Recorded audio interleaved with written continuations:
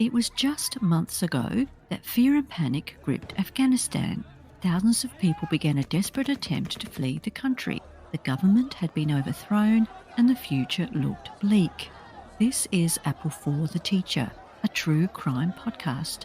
I'm your host, Anna Thomas. Today's episode is called Taliban Takeover. The country of Afghanistan descended into chaos. What happened?